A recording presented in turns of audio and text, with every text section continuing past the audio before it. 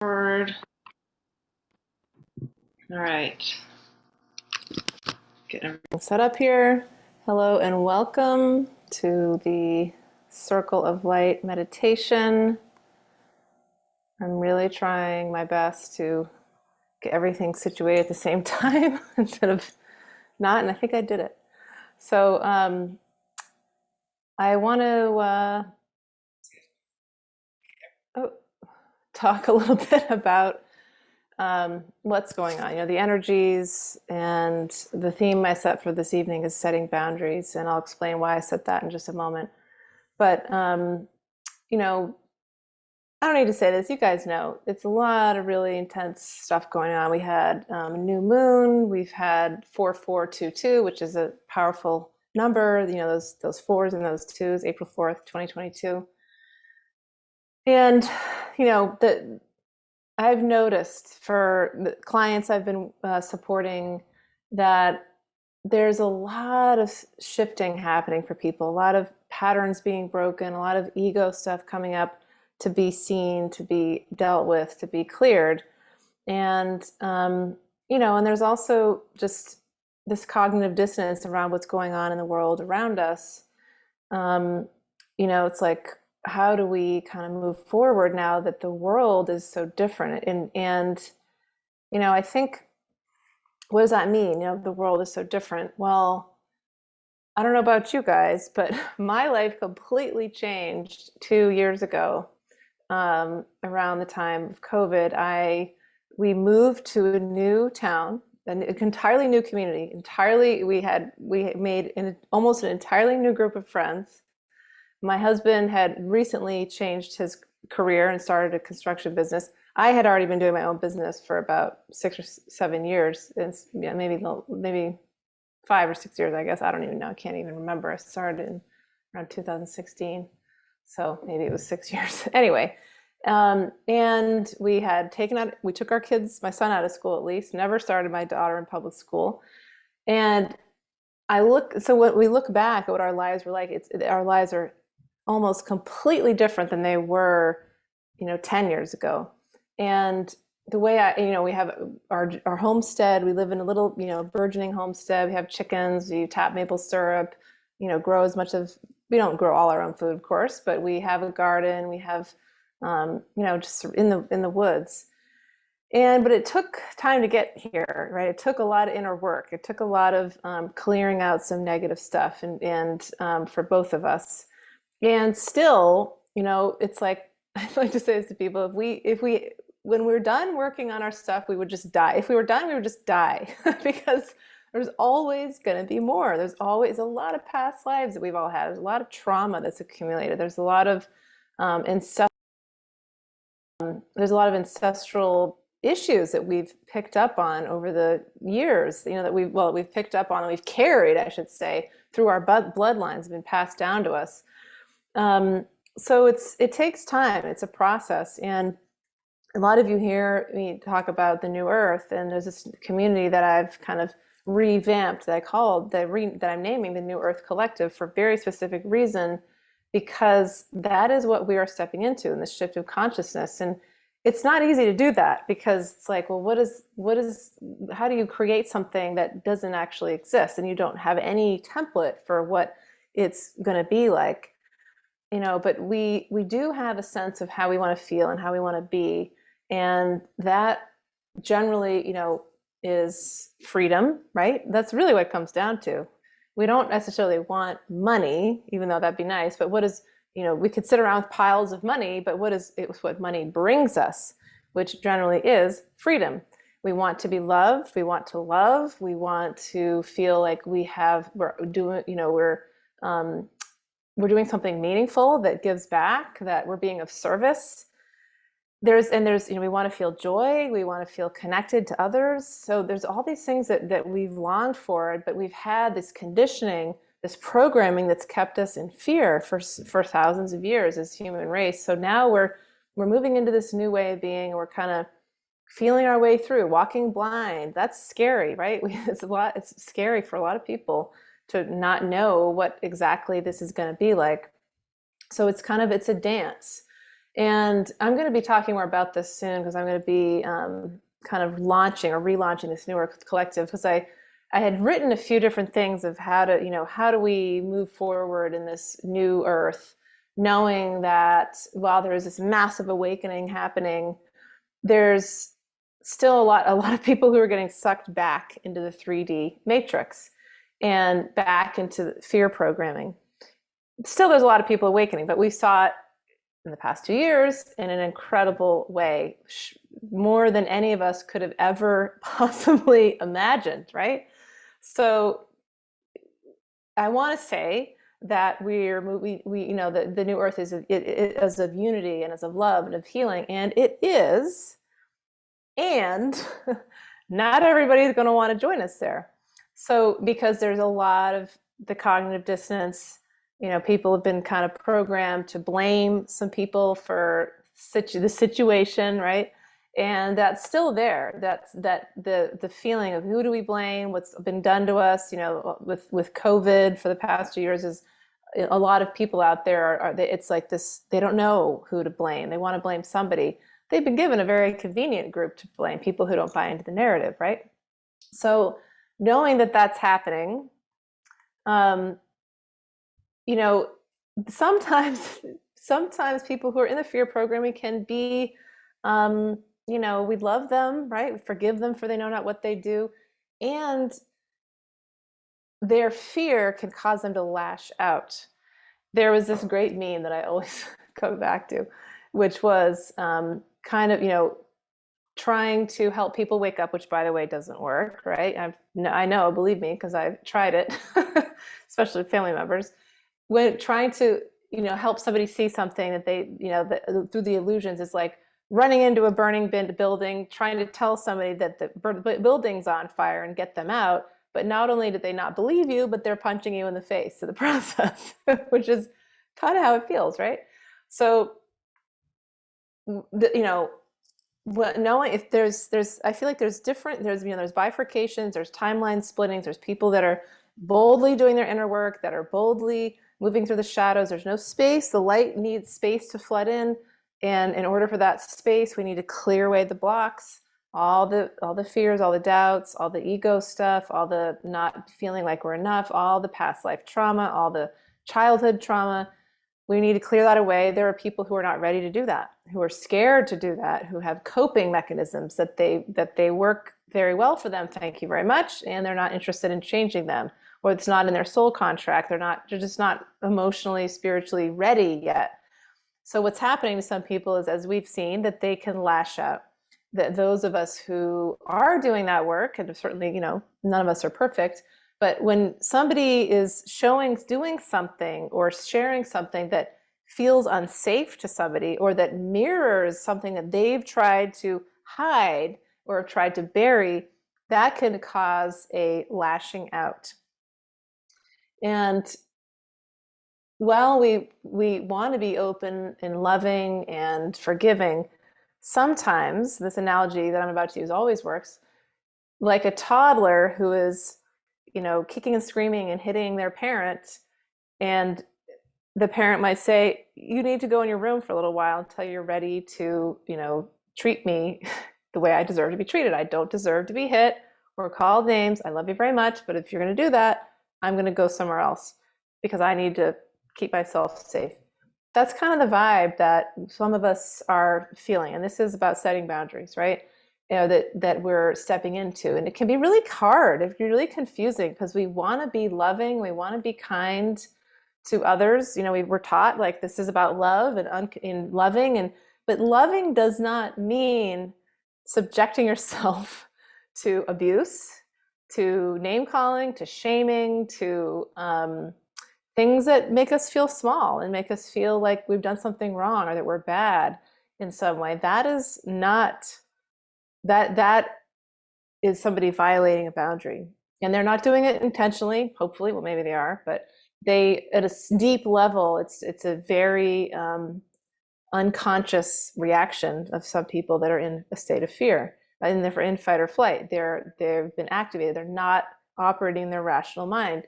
So in that situation, one of the most loving things we can do for ourselves, which can also help these people in their soul growth by having somebody set boundaries for them, right? Is to say, I'm going to separate myself from you for a little while. And I can love you, but from a distance.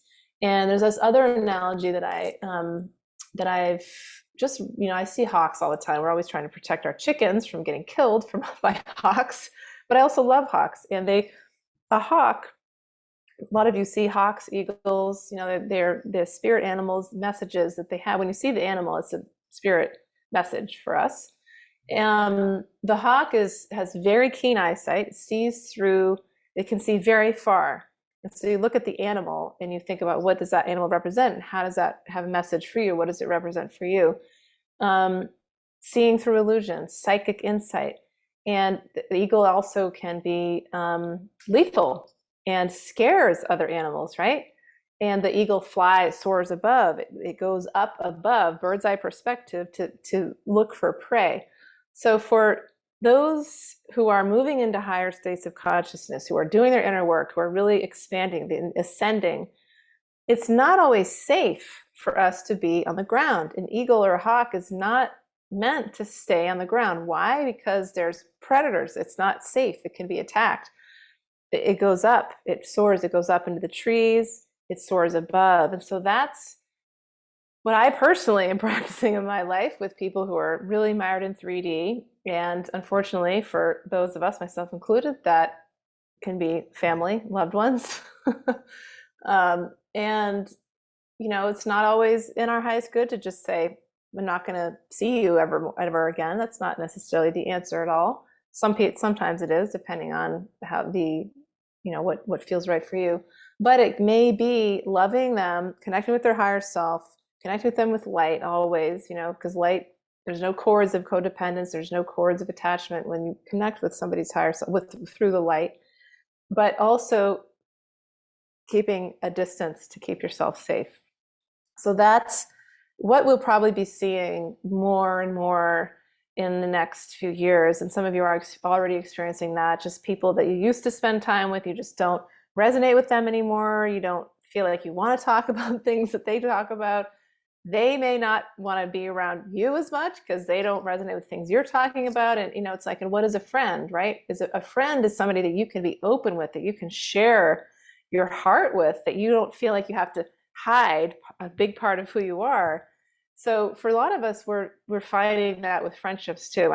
I certainly have, that's just a natural shifting and evolving. Somebody's moving forward and other people aren't, or you're moving in a different direction than they are. They're not interested in this. You are. So it's much more stark now. So that's what we're seeing happening. And I think if I want to, offer words of support to those of you who are experiencing this, that, there's so many of us that are, if you're here listening, that's you, that are going through this, and you're not alone. It can feel very lonely when, you're surrounded by a lot of people who are in the fear programming, but believe me, that's not the case. I'm blessed now to be in a community of like 80, 90, I don't know, maybe it's not 90, 70, 80 different people who are in this homeschool network that we're part of here in Mid-Coast Maine. And we do field trips together, we have co-ops, we do same like classes together, karate, swim,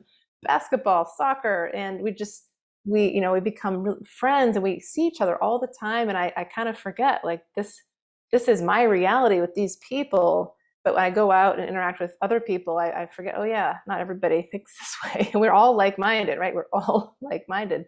That's why we found each other. But that's my new earth. That's my reality that I've created, that my family and I have created. And it's amazing. I'm very aware of other things that are going on. And, I certainly have to interact with people in 3D when it comes to loved ones, at least. But I also don't do it a lot. So it's a dance, right? It's this dance. And it's always, it's interesting though, what can come up when we notice that we get triggered by people, who don't understand and who don't think the same way we do. So I want to do a meditation this evening about that. And the other thing I want to say before I do that is that I'm going to be talking a lot more about this community, the New Earth Collective. There are some homeschool families that come, but it's a community I've created to really bring people together to learn and grow, make new friends, expand our consciousness, just talk about this stuff because we really need each other now more than ever. So stay tuned for more on that. But let's do the meditation, shall we? On setting boundaries and just really feeling these boundaries and based in love. All right, so you can close your eyes. Just breathe in deeply. Exhale deeply.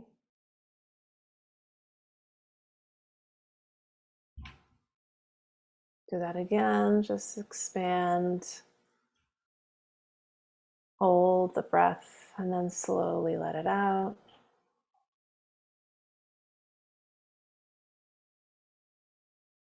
Now breathe into your belly and then breathe in lots of air. And then just feel your whole body blowing up like a balloon. And then slowly melt, sink, exhale, letting go of the day.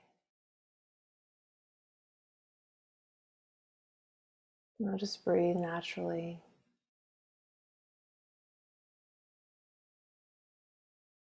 Let's take a moment to check in with your body, with your inner being. How's it going in there? There's a lot that we've been juggling, balancing. And it can feel overwhelming, but when we pause and just clear our minds, we realize that it's all very simple, really. That we are learning to reconnect with source energy. We can feel that in our hearts. When we breathe in, we can feel this magnetism in our hearts getting stronger, the light coming in. When we exhale, we can feel a little more of release of anything that was blocking us from that connection, from repairing that connection with light, with the light.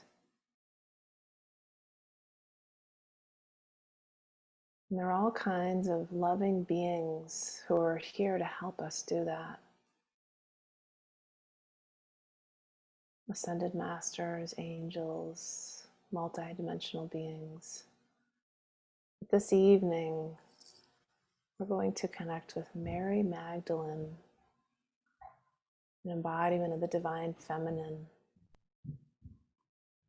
And if you feel another light being, ascended master, angel, spirit guide, maybe ancestor with you, then you're welcome to connect with that being or person instead, or in addition to.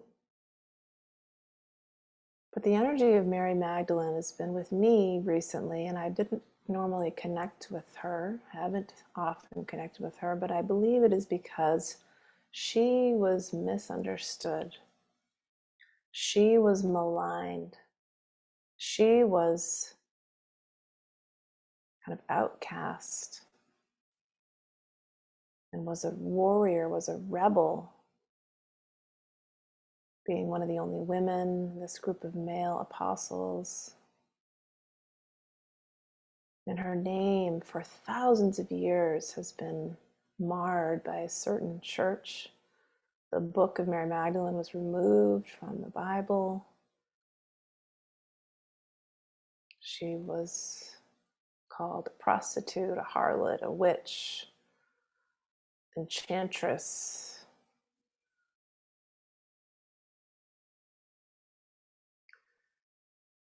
And it was not in a good way. And like Mary Magdalene, many of us have been going against the norm, have been misunderstood by others, have been maligned, had our names sullied, have had mud thrown at us, figuratively, maybe literally. But her heart is filled with love. unconditional love and strength. And she knows what it's like to walk on earth in turbulent times. And she knows how lonely that can feel. And she's showing me now a garden that she's asking us to kind of create around ourselves, a garden wall, like a trellis almost, filled with flowers. You can decorate your trellis with beautiful flowers, vines, roses. Maybe they're creeping flowers. Maybe they're just beautiful giant blooms, sunflowers, dahlias, hibiscus, jasmine, roses, daisies, tulips, hyacinth, all kinds of flowers, lilies, different colors, different shapes, sizes. Just feel these flowers, and they're growing. They continue to grow as you're watching them, as you're feeling them. They're just blossoming right in front of your eyes. You can feel this blanket of flowers and these trellises surrounding you in your garden. And they may seem like walls, but they're permeable. The air can flow through. They breathe. And as you breathe in and out, just feel the scent, the aromas of these flowers just soaking into your bloodstream, healing, soothing, caressing you from the inside out.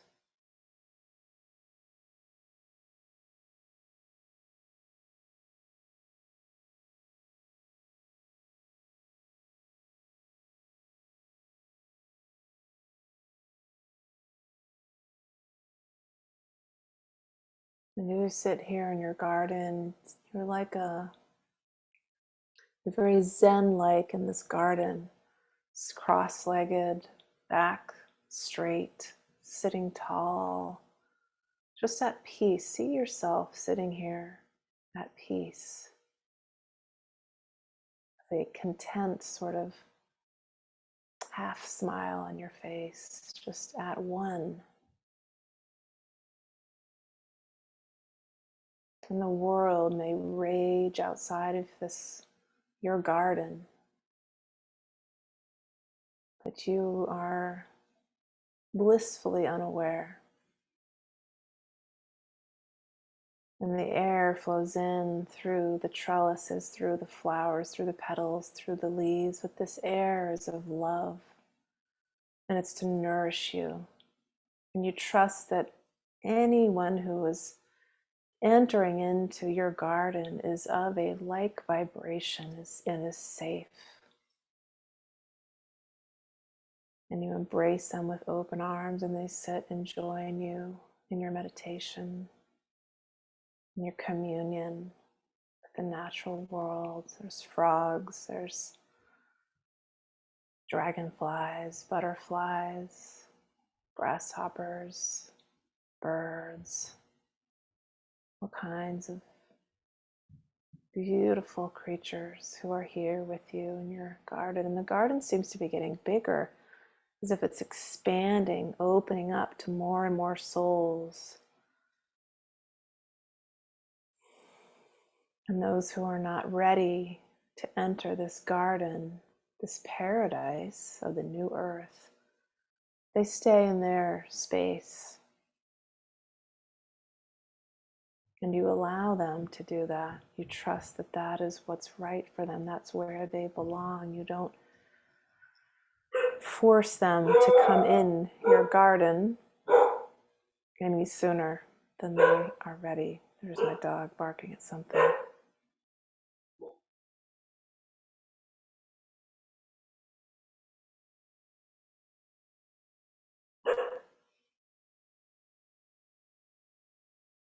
So just sit with this energy. Just sit with this feeling of protection, of peace, of communion with others, with the vegetation, the flowers, just surrounding you, protecting you,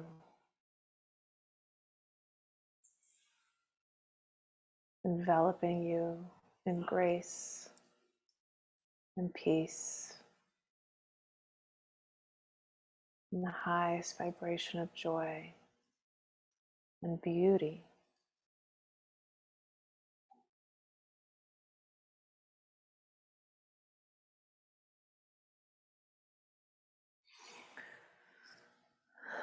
And as you prepare to come back into your body, you can bring that guard and those flowers, the wall, the trellises of flowers closer to you, and imagine they're surrounding you in your aura like a bubble, an egg of light around you, with just blanketed with flowers. Maybe there's layers of flowers. And remember that love is able to come in, that high vibrations that match yours are able to come in. And feel this feeling in your heart of what it is like to be connected to your highest self. Knowing that being loving also means being loving first and foremost to yourself.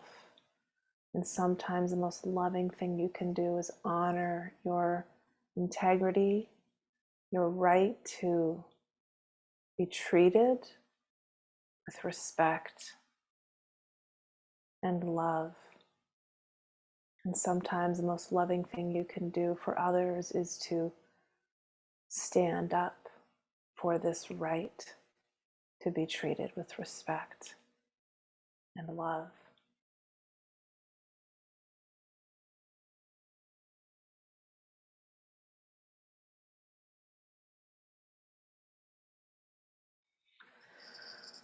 Just feel this light, these flowers and the colors and the light associated with them getting closer to you now. Just touching the top of your head, touching your shoulders, giving yourself a hug, sealing this energy in, grounding in through your feet, imagining roots connecting you to the earth. If you want to bring your hands in prayer position, I invite you to do that. You can put them over your heart or just leave them in your lap, but just giving thanks to Mary Magdalene, and to any other beings of light, guides, angels, sources of pure love who have been here with us, supporting us in this meditation. We bow to you and we honor you and we give thanks.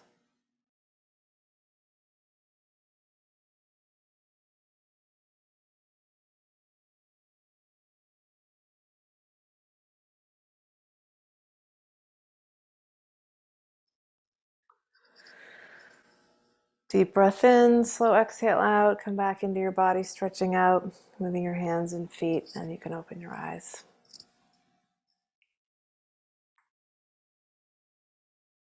All right, well, I hope that was helpful in some way. I've always loved to hear what that was like. If you want to share, I'm always curious to hear what people experience.